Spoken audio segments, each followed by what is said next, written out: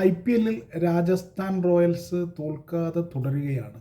ഇന്നിപ്പോൾ ശക്തരായ RCBയെ 6 വിക്കറ്റിനാണ് അവർ തകർത്തത്. വിജയലക്ഷ്യം ചെറുതായിരുന്നില്ല, 202 റണ്ണായിരുന്നു. എന്നിട്ടും അവരെ ഒരു ശക്തിക്കും തകർക്കാൻ കഴിഞ്ഞില്ല എന്ന് പറയണം. കാരണം ജോഷ് ഹേസൽവുഡിനെ പോലെ ഒരു ഗംഭീര ബൗളർ ഈ സീസണിൽ ആദ്യത്തെ കളി RCBക്ക് വേണ്ടി കളിച്ചിട്ടും ഒന്നും ചെയ്യാനായില്ല. ജോഷ് ഹേസൽവുഡ് 2 വിക്കറ്റ് വീഴ്ത്തി, അതിൽ സംശയമൊന്നുമില്ല. പക്ഷേ 4 ഓവറിൽ 44 റണ്ണ് വിട്ടുകൊടുക്കുകയും ചെയ്തു. രാജസ്ഥാൻ റോയൽസിനെ എന്നത്തെയും പോലെ വൈഭവ് സൂര്യവംശി ആദ്യ പന്ത് മുതൽ അടിച്ച് തകർത്തു. 26 പന്തിൽ 78 റണ്ണാണ് ആ 15 വയസ്സുകാരൻ അടിച്ചു കൂട്ടിയത്. 8 4-ഉം 7 6-ഉം. സൂര്യവംശിയുടെ കാര്യത്തിൽ ഇപ്പോൾ ആർക്കും അത്ഭുതമില്ലാതായി കഴിഞ്ഞു. അതേസമയം ധ്രുവ് ജുറേൽ ഗംഭീരമായിട്ടാണ്, അതിഗംഭീരമായിട്ടാണ് കളിച്ചത്. 43 പന്തിൽ 81 റണ്ണെടുത്ത് പുറത്താകാതെ നിന്നു. ഈ ഇന്നിങ്സിൽ വളരെ പാകതയോടുകൂടിയും പക്വതയോടുകൂടിയും ഇന്നിങ്സിൻ്റെ തുടക്കത്തിൽ അടിച്ചു തകർത്തും പിന്നീട് ഒരു പാർട്ട്ണർഷിപ്പിൻ്റെ ആവശ്യം വന്നപ്പോൾ ജഡേജയുമായി ചേർന്ന് ആ പാർട്ട്ണർഷിപ്പ് ഉണ്ടാക്കി കളി ഫിനിഷ് ചെയ്തു ജുറേൽ എത്ര ക്ലാസ് പ്ലെയർ ആണെന്ന് ഈ കളിയിൽ നിന്ന് തന്നെ നമുക്ക് വളരെ വ്യക്തമായി കഴിയും. അതുപോലെ തന്നെ രവീന്ദ്ര ജഡേജയെ പോലെ ഒരു ഓൾറൗണ്ടർ ചെന്നൈക്ക് എന്താണ് മിസ് ചെയ്തത് എന്ന് ഇപ്പോൾ ശരിക്കും മനസ്സിലാവുന്നുണ്ടാവും. ജഡേജയെ പോലൊരു ഓൾറൗണ്ടർ ഇടയ്ക്കൊരു തുടർച്ചയായി 2 വിക്കറ്റ് വീണപ്പോൾ പിന്നീട് അവിടെ വിക്കറ്റ് വീഴ്ച നിന്നു രാജസ്ഥാൻ റോയൽസിൻ്റെ. കാരണം ജഡേജ വളരെ കൂളായിട്ട് കളിച്ചു. 23 പന്തിൽ 24 റണ്ണെടുത്ത് പുറത്താകാതെ നിന്നു. ജുറേലുമായിട്ട് 68 റണ്ണിൻ്റെ അപരാജിത പാർട്ണർഷിപ്പ് കൂട്ടുകെട്ടുണ്ടാക്കുകയും ചെയ്തു. വളരെ പാകതയോടെ അനുഭവ സമ്പത്തിൻ്റെ വെളിച്ചത്തിൽ ഗംഭീരമായി കളിച്ചു ജഡേജ.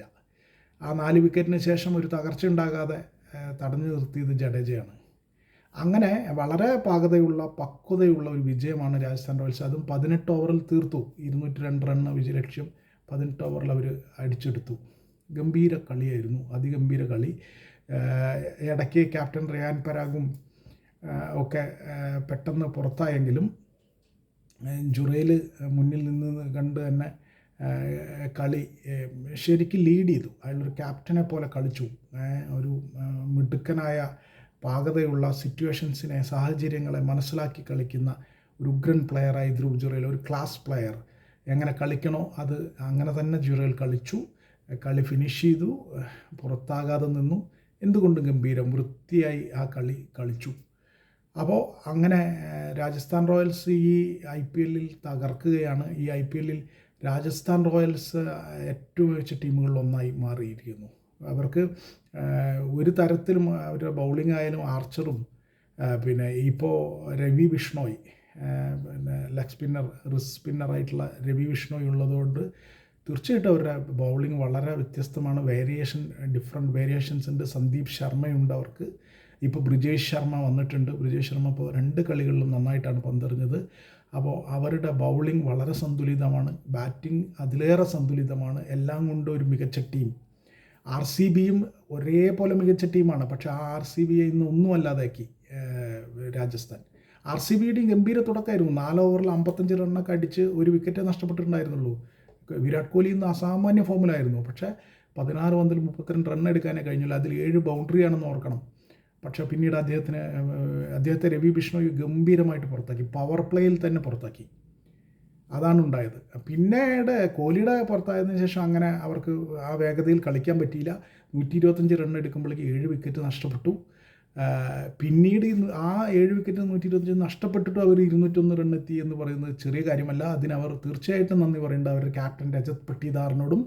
അവസാന ഘട്ടത്തിൽ വെങ്കടേഷ് അയ്യർ അടിച്ച് തകർത്തു. വെങ്കടേഷ് അയ്യറുടെ ഒരു ഗംഭീര ഇന്നിങ്സ്. അദ്ദേഹം 10-29 റണ്ണടിച്ചു. തീർച്ചയായിട്ടും നല്ല സ്ട്രൈക്ക് റേറ്റിൽ ആണ് ആ റൺ അടിച്ചിട്ടുള്ളത്. ഗംഭീരമായിട്ട് കളിച്ചു. ഭുവനേശ്വർ കുമാർ അവസാനം ചെറിയ ക്യാമിയോ ഇന്നിങ്സ് കളിച്ച് ടീമിനെ നല്ല നിലയിലേക്ക് എത്തിക്കുന്നതിൽ പങ്കുവച്ചു. പക്ഷേ അപ്പുറത്ത് രാജസ്ഥാനെ സംബന്ധിച്ചിടത്തോളം അവരുടെ ഓപ്പണിങ്ങിൽ വൈഭവ് സൂര്യവംശിയെ പോലെ ഒരു പ്ലെയർ ഉണ്ട്, ജയ്സ്വാൾ ഇന്ന് പരാജയപ്പെട്ടു. ഹേസൽവുഡിൻ്റെ ഗംഭീര ബൗളിങ്ങിൽ അദ്ദേഹം പുറത്തായി. പക്ഷേ അവർക്ക് ഓപ്പണിങ്ങിൽ നല്ല മികച്ച ഫോമിലുള്ള പ്ലെയേഴ്സാണ് 2 പേരും, ജയ്സ്വാൾ അതെ, സൂര്യവംശി അതെ.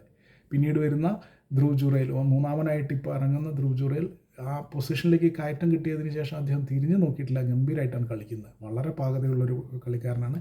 അങ്ങനെ എന്തുകൊണ്ടും സന്തുലിതമായി ബാറ്റിംഗ് കൊണ്ടും ബൗളിംഗ് കൊണ്ടും സന്തുലിതമായി കളിച്ച രാജസ്ഥാൻ റോയൽസ് തന്നെയാണ് ജയിച്ചത്. രാജസ്ഥാൻ റോയൽസ് തന്നെയായിരുന്നു ഇന്ന് ജയിക്കാൻ അർഹതയുണ്ടായിരുന്നവർ. അവർ ജയിക്കുകയും ചെയ്തു. അങ്ങനെ ഈ IPL വളരെ സൂക്ഷിക്കേണ്ട ഒരു ടീമായി രാജസ്ഥാൻ റോയൽസ് ഏറ്റവും മുൻനിരയിൽ തന്നെ നിൽക്കുന്ന ടീമായി ചാമ്പ്യന്മാരാകാൻ ഏറ്റവും സാധ്യതയുള്ള ടീമായിട്ട് തുടരുകയാണ്.